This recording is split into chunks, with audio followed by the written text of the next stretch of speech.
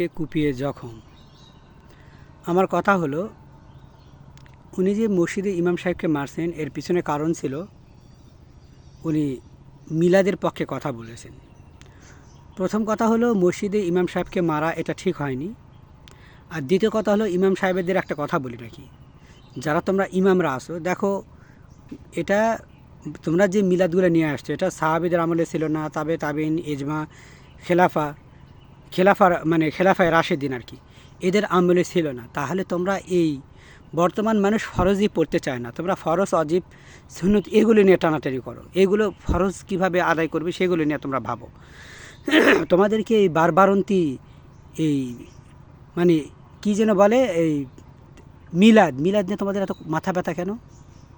মিলাদ কি ফরজের মধ্যে পড়ে? মিলাদ কি অজিবের মধ্যে পড়ে? কিছু কিছু মসজিদে আমি গিয়ে অবাক হয়ে যাই, মিলাদের সময় এমনভাবে মিলাদ করে মনে হয় দাঁড়িয়ে যায়। একটা কথা বলে রাখি, মিলাদের মধ্যে কি ভুল আছে? প্রথম কথা হলো, তারা ইয়া নবী সালাম আলাইকা এগুলো এরা যে এইভাবে ডাকে আর কি, নবী তার সামনে থাকে না। যেরকম আমরা কাউকে দেখতে পেলে বলি হে জায়েদ, হে ওমর, এরকম বলে থাকি, মানে দেখতে পাচ্ছি। তো তাহলে ওরা কি নবীকে দেখতে পাচ্ছে? আমার একটাই কথা, মিলাদ যেহেতু সাহাবিদের আমলে ছিল না, তাবিন আমলে ছিল না, খেলাফায়ে রাশিদিনের আমলেও ছিল না, বর্তমান যারা মুফতি আলেম বড় বড় তারাও এই মিলাদ চায় না। তাহলে তোরা এই 2 নাম্বার হুজুর, যারা 2 নাম্বার ইমাম 2 নাম্বার কেন বলছি? ইমাম হিসাবে সবাই আসল, কোরআন পড়া শুদ্ধ থাকবে, তোরা নামাজ পড়াবি। তাহলে মিলাদ কে কী করলো না করলো, মিলাদ করলে কী ফজিলত? তোরা ওই যে হাদিস আর নিজের একটা চটি কিছু বই আনিস, চটি বই আনার দলিল দিস। একটা কথা ভাই, বর্তমান জামানে এগুলো করিস না।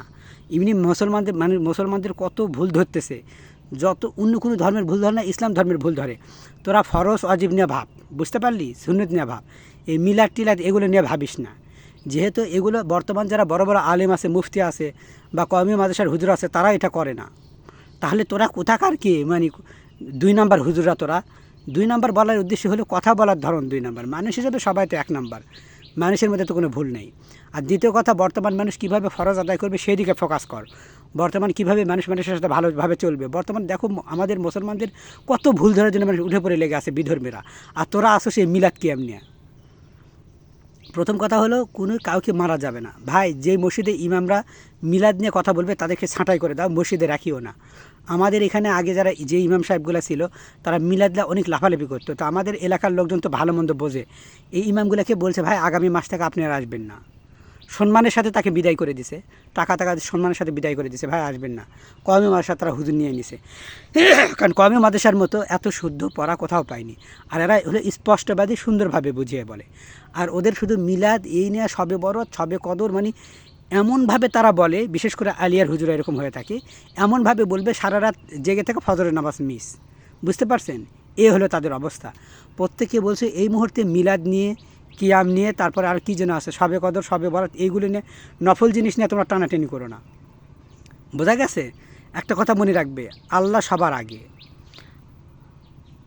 আগে তুমি ফরজ আদায় করো, ফরজ নফল নিয়ে একটু পরেই বলো, কারণ শেষ জামানা, মানুষ ফরজে পড়তে চায় না, অন্যান্য জিনিসটা টানা। আর মিলাদের বিষয়ে কেউ এখনও, আমি জানি যত বড় বড় আলেম আছে, কেউ মিলাদের পক্ষে না। বুঝতে পারছেন? 2-1 জন হয়তো বড় বড় থাকতে পারে, কিন্তু তারা কখনো দলিল হতে পারে না। দলিল যে রাত বর্ণনাকারী ঠিক আছে কিনা, বা এটা কতখানি শক্তিশালী হাদিস, এগুলো। অতএব তোমরা দেখো যে জিনিসগুলো নিয়ে দোটানা আছে, এইগুলো নিয়ে তোমরা এখন বাদ দাও। এই মুহূর্তে দোটানা জিনিস নিয়ে তোমরা বাদ দাও। উনি কাছে মাজারকে অনেক সম্মান করে, কেন আল্লাহর ঘর আগে না মাজার আগে? ভাই তোরা এগুলো করিস না। দেখ এমনি মুসলমানদের অনেক ভুল ধরিচ্ছে, তোরা এগুলো থেকে বের হয়ে আয়, তোরা এক হয়ে যা। মুসলমান আমরা সবাই এক, কওমি বল, আলিয়া বল, সবাই আমরা মুসলমান, এটা আমাদের বড় পরিচয়। কালেমা আমাদের থাকবে, ঠিক আছে? যেগুলো ফরজ ওয়াজিব সুন্নত না আদায় করলে না, সেগুলো নিয়ে বল। এই মিলাদ কিয়াম, সবে বরাত, সবে করাত, মানে এগুলো নিয়ে হালকাভাবে বল। কেউ পাল করলো না করে না কর। তোরা এমনভাবে, একটা ইমাম সাহেবের ওখানে আমি নামাজ পড়লাম, সে সবে বরাত আর সবে কদরকে এমনভাবে তুলে ধরছে মনে হয় ওর চেয়ে আর কিচ্ছু নেই। ভাই একটা কথা মনে রাখ, ফরজ আগে আদায় কর। সারা রাত যদি ওয়াজ করে ফরজ নামাজে না পায়, তাহলে সেই কোনো দাম আছে? যাই যত কথাই বলুক, যে যত ওয়াজই করুক, ফরজ হলো আগে। তাই তোরা আগে ফরজ আদায় কর। তোরা এই মিলাদ কিয়াম বাদ দিয়ে দে, এগুলো নিয়ে আর ঝগড়া করিস না। বুঝতে পারলি? মিলাদ কিয়াম কোনো ফরজের মধ্যে পড়ে না। আর তোরা ভাই যেই ইমামকে যেখানেই দেখবে যারা এগুলো করছে 2 নাম্বারই করতেছে, আমাদের মধ্যে বিভ্রান্তি ছড়াচ্ছে মুসলমানদের মধ্যে, তোরা ইমামকে বাদ দিয়ে দে, তোরা রাখোস না, রাখার কোনো দরকারই নেই, সম্মানের সাথে বাদ দিবি। গায়ে হাত দেওয়া বকাঝকা করা এগুলো করিস না।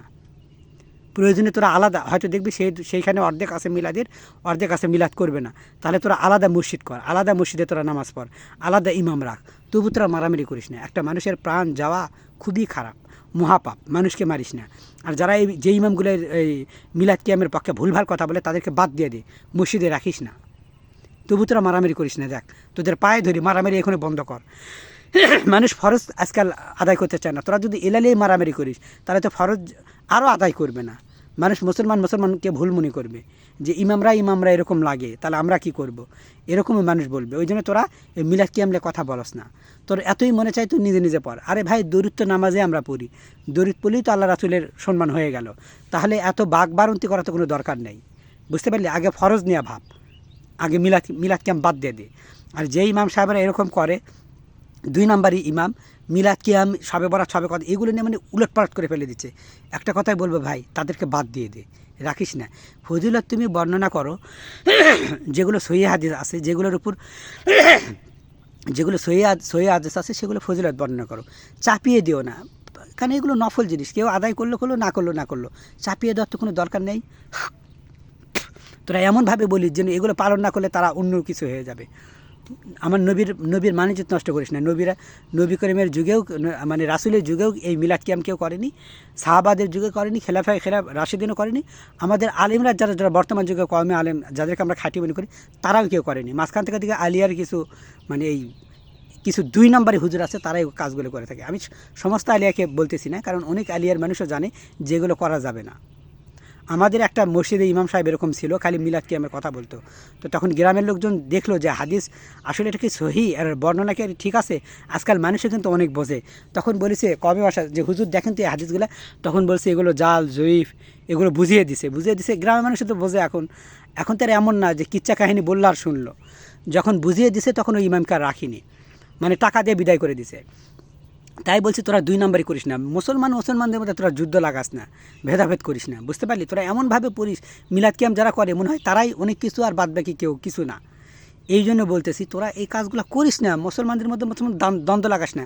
তোরা ফজর নামাজ কে পড়বে, 5 ওয়াক্ত নামাজ, এই যেগুলো ফরজ কাজ, যেগুলো অজীব কাজ, তোরা এই দিকে মনোযোগী দে। এরকম মসজিদে এরকম দেখি যে অনেক রকম কাজ হয়, যেরকম কেউ সুন্নত পড়তে চায় না, কেউ আবার 20 টাকার তারাবির জায়গায় 8 টাকার পরে, অনেক দ্বন্দ্ব লাগে। এই প্রত্যেকে তোরা এই দ্বন্দ্বের মধ্যে থাকিস না, তোরা মিলে যা, এক হয়ে যা। মনে রাখিস 10-এর লাঠি 1-এর বোঝা। তোরা 10 জন একত্রিত হলে তাহলে তোদের সাথে কেউ পারবে না। আজ আমাদের মধ্যে ভেদাভেদের কারণে এই সমস্যা। তোরা মিলাদ কিয়ামের পক্ষে থাকস না প্লিজ, কারণ মিলাদ কিয়াম তো ফরজের মধ্যে পড়ে না।